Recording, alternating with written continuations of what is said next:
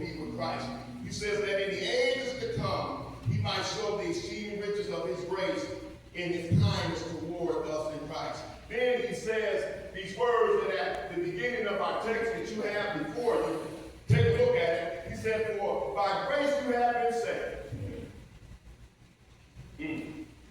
Through faith, that not of yourselves. It is the gift of God, not of works, lest anyone should boast. For we are his workmanship, created in Christ Jesus for good works, which God prepared beforehand. We should walk in them.